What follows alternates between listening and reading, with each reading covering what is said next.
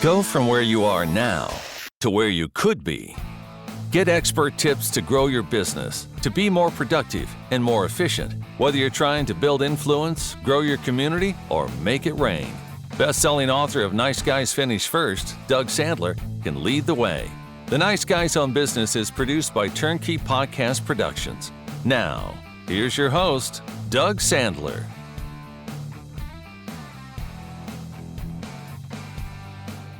All right, Nice Guy community, welcome back to the show. Most business owners would rather do almost anything other than shop for insurance, which is exactly why today's guest is here.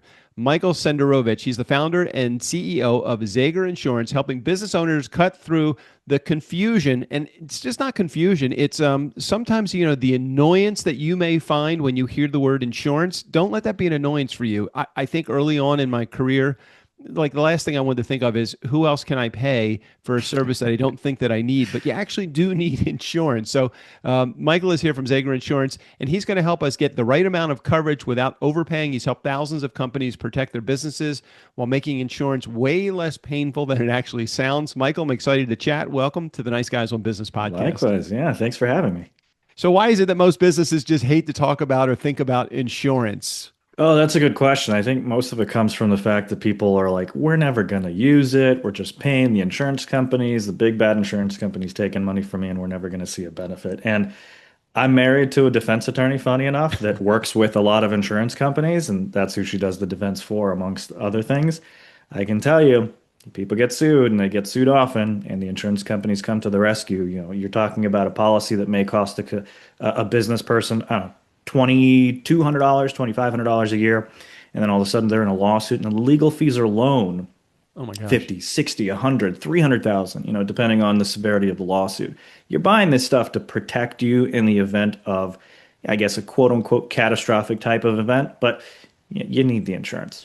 All right, so you mentioned a couple things in there. You actually shared a price, a premium, I would say, at $2,200, $2,500, something like that. Mm-hmm. I don't even know what kind of insurance that would be for, but let's talk about that so that we understand it. What type of insurance generally are business owners not even thinking about, or they should be thinking about if they own their own business? Well, I'll start with the most common one. That would be the general liability. So for a business like, let's say, an ice cream shop, a general liability policy is going to be like a premises type of thing. So if someone does a slip and fall, for companies that are like, let's say on the manufacturing side, they'll need general liability with products coverage. That's kind of the most common one. A lot of times people don't think that they need it. They do. The big topic of conversation right now, and actually I was just having a meeting with my staff earlier today, is cyber liability. People don't think they need cyber. Well, I'm a contractor. Why would I need cyber? Well, if you do anything on the internet, that could be a potential leak. And there's hundreds of thousands of dollars sometimes needed, for remedy. And that's where insurance companies come in. So there's some common terms that I've heard that maybe our Nice Guy community and maybe even me just need to be enlightened or educated about. What is something like liability insurance, and then what is something like errors and omissions insurance? Because we recently entered a relationship with a partner that we are white labeling our services for, and he wanted to make sure that we had errors and omissions insurance. So I'm like, I don't even know what that really is. I mean, I know what errors and omissions are, but maybe you can enlighten our community. Yeah, of course. So errors and omissions is actually a form of liability insurance. So you kind of think it this way. If you can hurt someone by whatever means, whether it be financially, physically, etc., that would be a form of liability insurance. Property insurance is the other side of the equation, where if you own property, you have property, or hopefully you have property coverage. Maybe you don't. In that case, talk to us. We'll take care of you. But those are really the two primary things. So in the kind of errors and omissions, also sometimes known as professional liability side, what you're protecting people against is an error or an omission that you may have in the services that you provide. Typical businesses that would need errors and omissions would be something like a drafting company, an architect, an insurance agent. So if you're doing anything that has to do with any kind of liability, that's kind of like the broad general term. So I think about it as a production company, and I could say something like, "Well, our editors, they're in people's content all the time, and if there's a statement that somebody made, and the guest is saying that person is definitely not an asshole, but the editor accidentally deletes the not. It could be a person definitely is an asshole. Yeah. Now, so you take somebody and you're now using, I know that's a far extreme, but there are things that we could do by accident Yeah, in of in, uh, course. in producing an episode that we don't realize that, hey, we've taken out a really critical element in the editing process. Is that something that that errors and omissions insurance could possibly cover? That's a good question. It could be. Libel and slander is a difficult topic. So it's something that you really have to communicate with your insurance broker. I always kind of stress the relationship. And what I mean by that is it's a two-way street. If you don't tell your broker or your agent, whoever it is that you're dealing with, and I can, kind of briefly tell you the difference between the two, what is going on, what your concerns are, we can't guess. And if we do guess, that can actually put us at liability, funny enough. Right, right. So we have to have an open stream of communication between the two parties. And technically, it's actually three parties because there's the insurance company, there could be more, there could be underwriters, etc. So we just want to be clear. And clarity is really the best tool in your arsenal when it comes to getting yourself properly insured. The cleaner you can make things, the better you can outline your business and let the, insurance broker know, the better things are going to be. The question is does your insurance broker know what to do with that information? Because sometimes they don't. Typically, brokers and agents, they have to deal with a lot of different types of business, Right. including like trying to get your homeowner's insurance or your life insurance, etc. Our brokerage is designed very differently. We are strictly business. We have partners that we partner with if someone needs something outside of the scope of the work that we do. For example, we don't do payroll and HR services. Okay. So we can refer you to a company that does. But yeah, that like it's just clarity is so, so important. We've had situations where a client comes back to us and says, "Well, I don't want to tell you this because I don't want to pay more for insurance." Well, why are you getting insurance? So if you don't want to tell me this and then you get sued for that thing and the insurance company comes back to you and says, "We're not going to cover you because you didn't do that thing. You told us you didn't do that thing." What's the point, right? Just don't buy it at all. So it's interesting because you mentioned a word, and I think it's really important that all of us in all of those in our community, including our business, you need to understand it. It's the relationship that you have with your broker or the agent that is selling you the insurance or that you're buying the insurance from. Without that relationship, you could probably save money, maybe a few dollars online by doing something very cut and dry on doing an online policy that really doesn't answer the question, though. How do you make sure that you are removing the risk from your business and putting it into the Right. insurance? So it seems to make sense that the relationship is critical. Yeah. Where and do you have anything to say about that before I move on? No, that's a really, really great point. I mean, just to kind of sort of add to that is the burden falls on you when you're buying stuff online. Do you really know what you're getting? I can't tell you how many instances we've had of clients that come to us and go, "Hey, okay, well, take a look at our policies and let me know." I just a couple of months ago, I had a bookkeeper that sent me her policies. Number one, she didn't have cyber liability, so we took care of that. And then she was also categorized improperly. She was put under accounting services, like an actual accounting firm. So she was paying like three or four times the amount that she should be paying. So things like that. But yeah, it's a complicated subject that could be made very, very simple by talking to the right people. Got it. Got it. And when in the process of either starting a side hustle, owning your own business, expanding, scaling, any of the formats of and stages of a business, when is to your best advice, would you encourage someone to meet with someone that would have the skill set that you have? It depends. We have many people that come to us before the business is even a reality. It's just an idea, and they go, "Hey, how much do you think this is going to cost?" And we can give them very, very rough estimates. If it's a relatively high risk business, then we tell them, "Look, you're going to be stuck with possibly this amount, maybe more, maybe less. We won't know until we actually, put pen to paper and get applications out to the various different carriers that we work with." My suggestion is don't wait.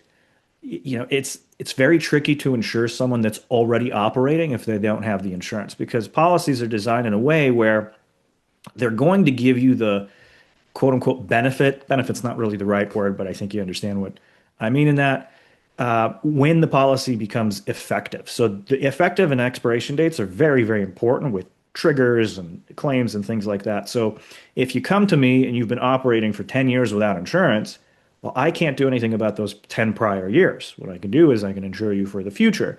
So just be cognizant of the timing. As far as with us, my guys and gals that work with me, you can talk to us at any point in time. We're happy to let you know which direction you should be going in as far as the insurance. And of course, we do have all the different resources that we could provide for our partners or with our partners. It really depends on the risk tolerance also of the person. I can't tell you how many times people come to us and say, I'm really, really good at what I do. I don't need insurance. Okay. All right. Well, if you're happy to test that out, right, it's your risk tolerance. There's no legal requirement for you to have general liability with the exception of certain trades and licenses. Right. There is a legal, liability that you have and a requirement that you have for workers' compensation, especially in the state of California. Other states as well. Some states are monopoly states. That's a different topic all in itself. But if you just need to know where you are risk-wise, yes, we're brokers, but in a way we're kind of evaluating, figuring out the risk.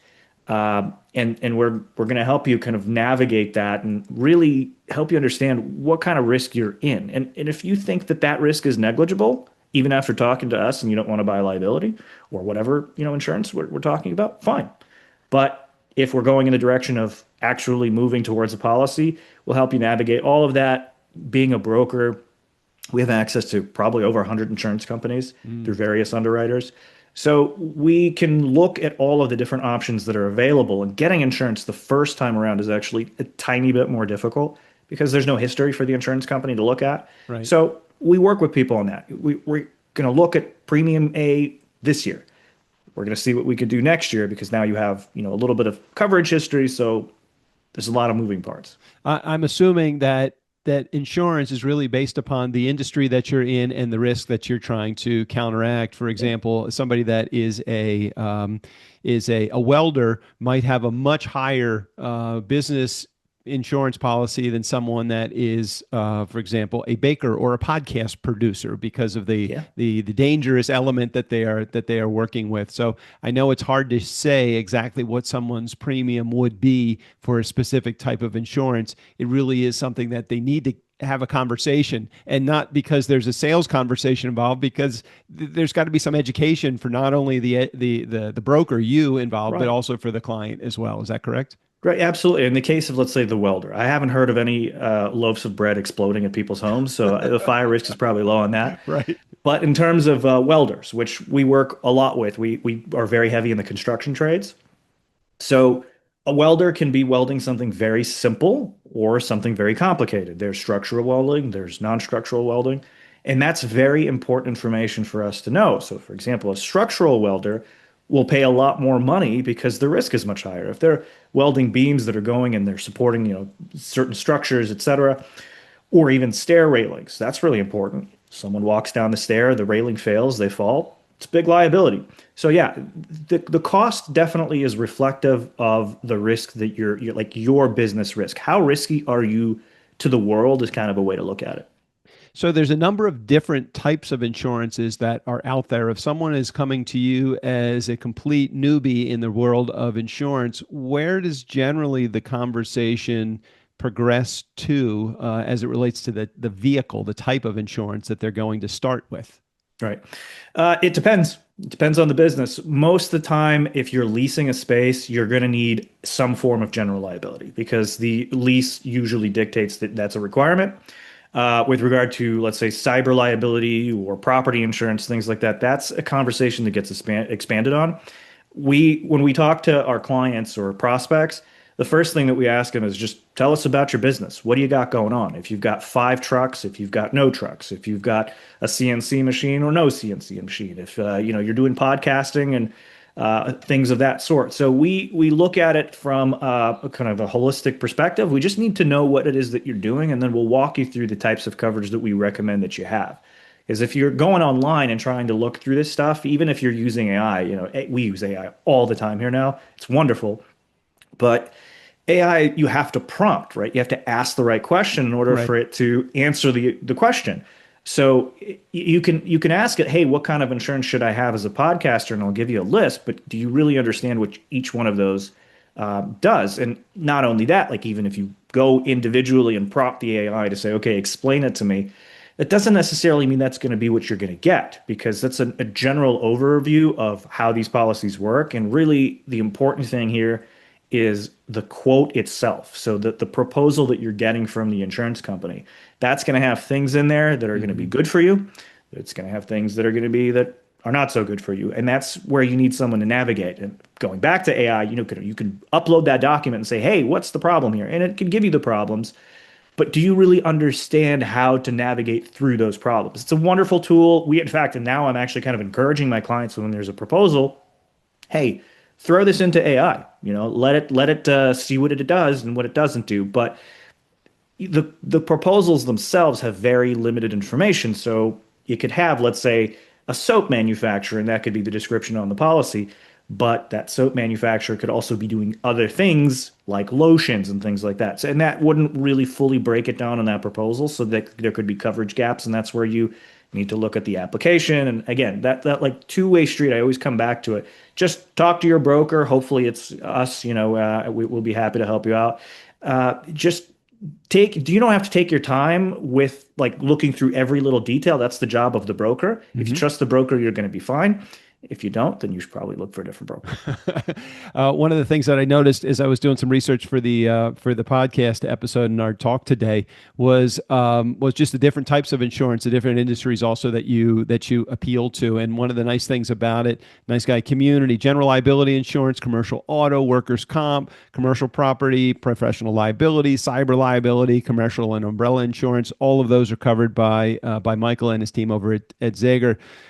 What I really loved when I went to your site, especially, was online convenience, real human guidance. How often is it that some of these companies, nice guy community that we're working with, from a professional perspective, they have all the online access that you want, but when it comes to talking to a human being, it makes Yeah. it very, very difficult. You can't even find a phone number for some of the companies that are Yeah. out there. Yeah. So Absolutely. love the fact that you have the real human guidance right up there in the headline of your website. That's really good.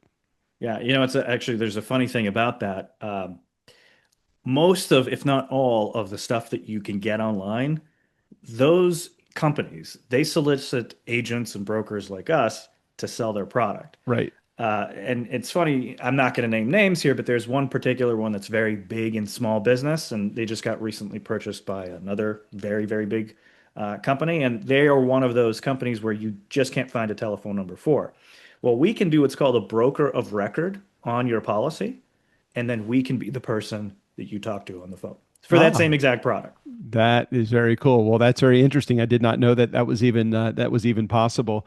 Outside of the insurance world, I'd love to talk to you. Just you're a business owner, so I'd love to talk to you if it's okay with you about just some advice to those that are in our community, and Yeah, and so of that course. people can see kind of your journey that you've taken along the way. You probably weren't on the sixth grade playground talking to your buddies and say, hey, you know what? When I grow up, I'm going to be an insurance agent or I'm going to be an insurance broker. When did this hit your radar as something that you wanted to get into? Yeah, you hit the nail on the head. I definitely didn't do that. Uh, Okay. I actually sort of fell into the insurance business. So I had a prior business also in the financial field. I sold it and then I went back to school. So I got my MBA, and as I was getting my MBA, I was looking at all the different businesses and industries, and talking to my cohort and professors. And hey, like where can I go? And it was always entrepreneurial. It's not like, hey, where can I get hired? It's what do I open up and do? And my mother, she did life insurance for many years, and they built a wonderful family for us with that income, and we traveled and had a really really great time, wonderful childhood, and also immigrant parents, so that's like it was amazing they were able to do that. And when I was doing my research, there was when you're getting your MBA, there's a lot of case studies. So you look at all these different businesses and what they're doing and how they're doing it, and then things just kept coming back to certain financial institutions, larger insurance companies, because they kind of have their Yeah, tentacles in a lot of different industries, right? sure.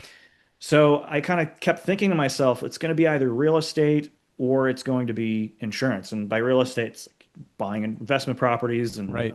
building up that basically that net, right? And real estate has a very large initial capital expenditure, and I didn't have that money at the time. So I was like, what else can I do? What else can I build that is similar to real estate? And insurance kept popping up, property and casualty insurance, property and casualty, because you bring the client in, you hold the client. It's Right. kind of like a tenant, right? Right. So as long as you do good by the insured, which is our client, there's a very high chance that they're going to renew with you, probably in the 90 percentile range. So I built the business off of that basis, or I went into the business off of that basis.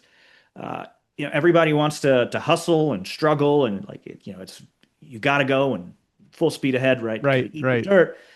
And yeah, of course, like that's how I started the business. I mean, I literally borrowed money from my student loans. I guess I'm not supposed to, kind of disclose that, but Understood. It's okay. Nobody's I listening. paid, I'm paying, I paid off the majority of my student loans, and yeah, so with regard to that, I needed a business that I knew was going to be scalable and something that I didn't have to do over and over and over again. Yeah. Yeah. Not necessarily like we're doing things over and over again, but I didn't want to continue the hustle. When I saw my parents do what they did. Life insurance doesn't have very good residuals. It does, but it has residuals, but they're not very Right. high compared to like Right. property and casualty. So I saw that my mom was constantly stressed out about finding the next client and keeping the client and so on. And it's not a very different struggle here, but it's different in the way that it pays you. So once you bring them on board here, once the renewal happens, that likelihood of them renewing is very high, and you can obviously stack on top of that. Look, people are going to leave. We can't service everyone. Sometimes, unfortunately, we have to let clients go. So it's not like perfect. It's not 100% retention. I don't think any business is, Right. but it is very, very stable. The insurance business in itself is very, very stable. And the reason we chose commercial is actually far more stable Right. than personal property and Right. casualty. Set it and forget it. Yeah. Yep. Well, yes, in a way, but I'm constantly getting solicited by different insurance companies to sell their product.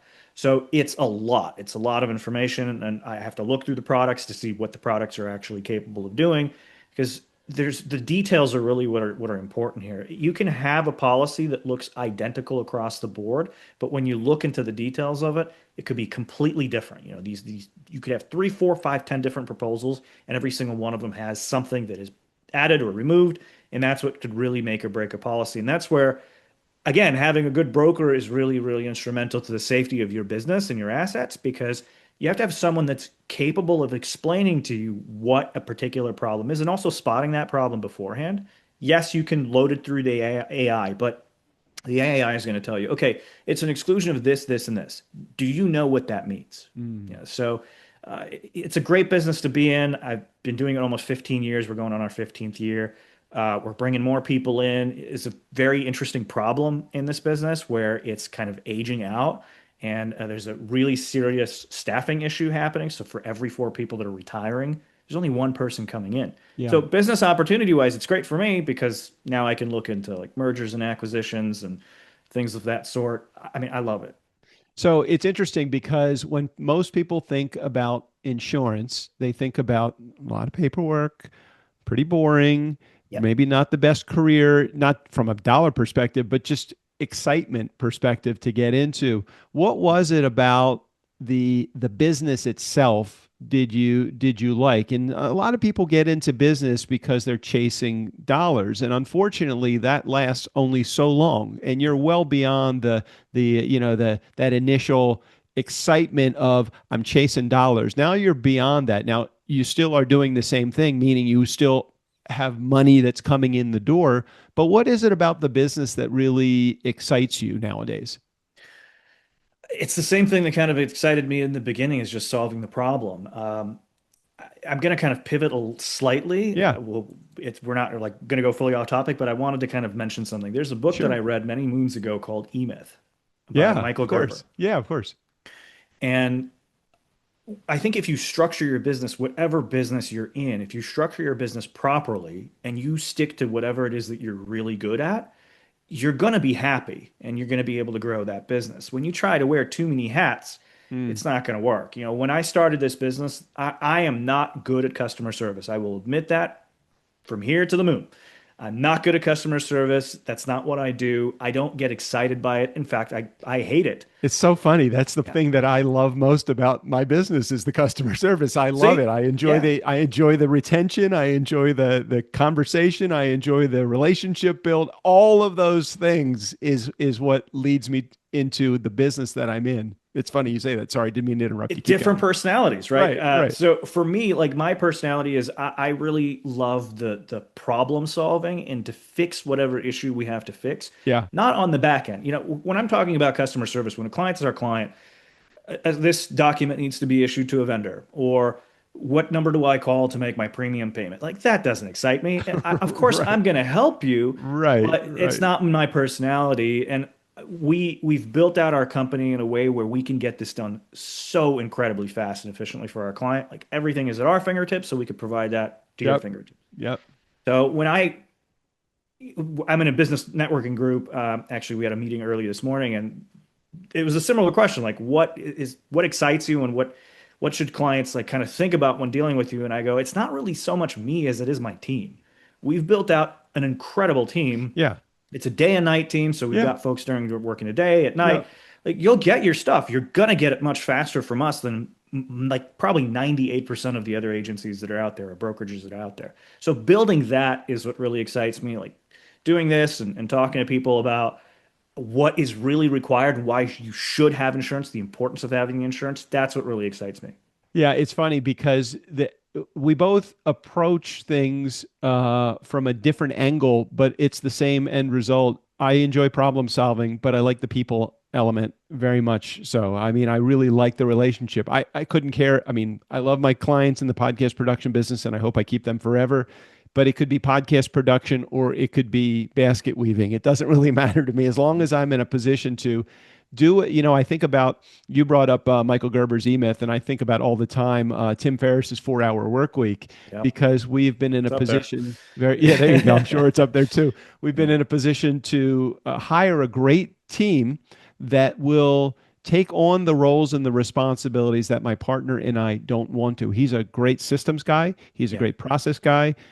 He's a great problem solver, and he loves all of the back end stuff to create the elements to get the machine to run.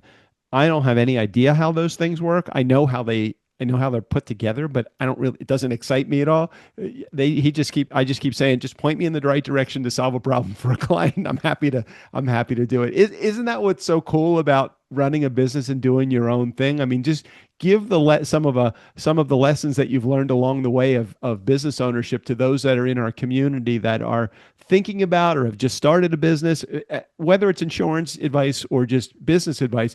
What would you share with a business community of entrepreneurs that's just trying to figure out what is their next step or what are they going to do when they grow up? Yeah, it's a great question. I mean, there's so many different ways to answer it. I think that if you were trying to find where you fit in, is just really think about what you're good at. If you're good at talking to people, learn sales.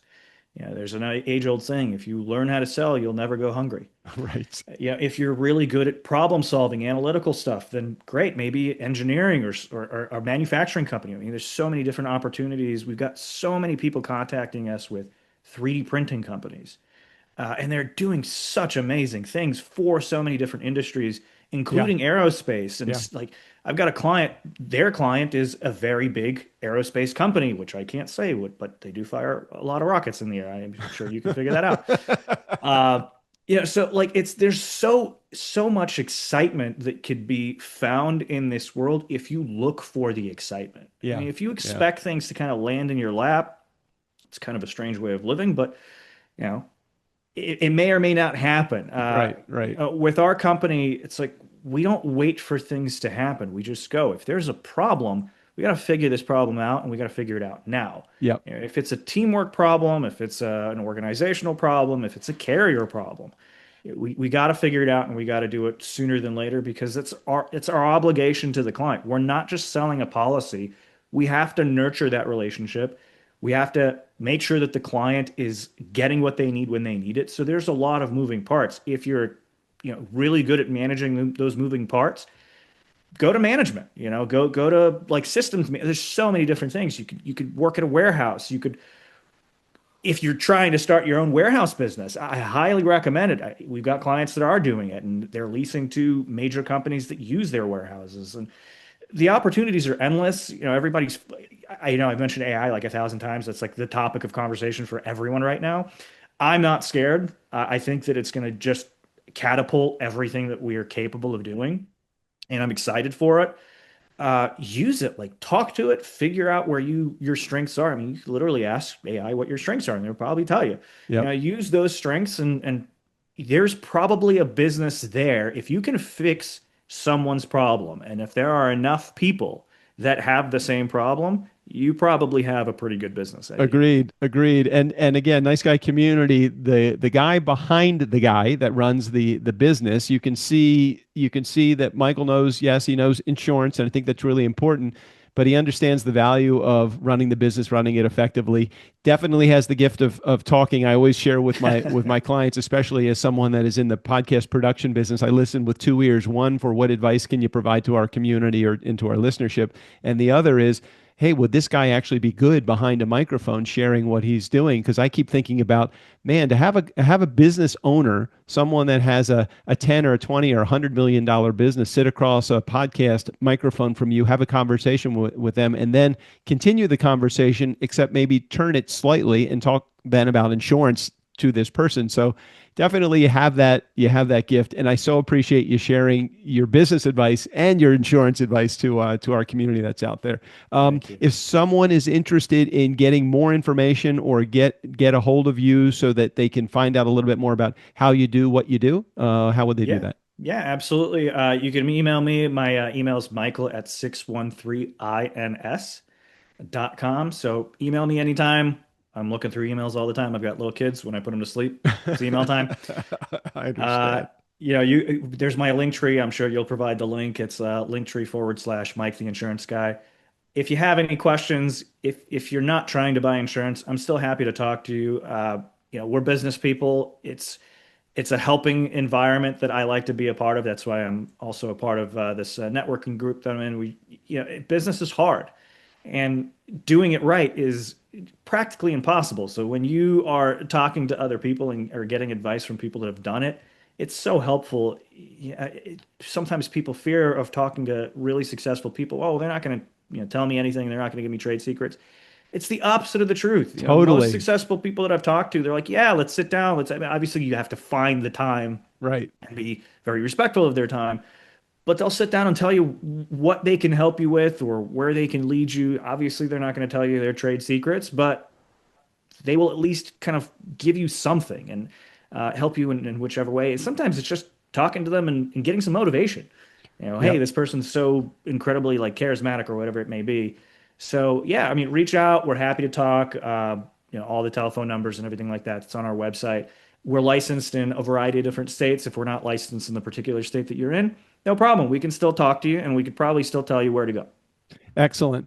Well, thank you for your advice. Thanks for all the information, and I'm excited to get some positive feedback from our community. Michael, appreciate your world of wisdom and being on the show today.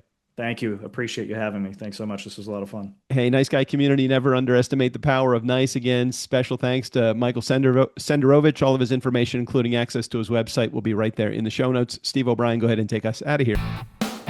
Friday advice and Tuesday interviews with people far more interesting than they are.